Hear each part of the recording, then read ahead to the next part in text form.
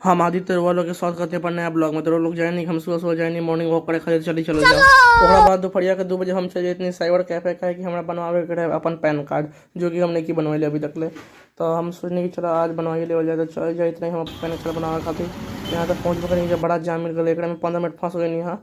और बाद जाम से क्लियर होकर हम पहुँचनी है साइबर कैफे। कहनी है कि उनका ये भैया इतनी जल्दी हमारे पैन कार्ड अप्लाई कर दी, तो कहनी है कि ठीक है चलो। ओकरा बाद हम अपन घरे खातिर निकल जाते हैं। रास्ता में अपन दोस्त के साथ नहीं कि अचानक तेज हवा चले लागल है और आंधी नींद होए लागल है। और अपन भी दोस्त के साथ गए नहीं किताब किने खातिर। हम तो अपना खातिर किताब किननी, ये अपन पूरा किताब किनला तो लोग दिखावत हम हिंदी किताब किननी अपना खातिर। ओकरा बाद हम घर चल गए है। आज 5 बजे देखो तनी अचानक तेज आंधी चले लागल है।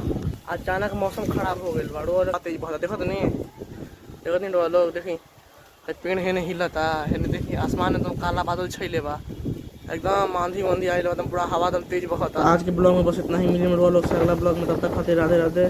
चैनल के सब्सक्राइब कर दी, सपोर्ट कर दीजिए और सब्सक्राइब कर दिया लोग।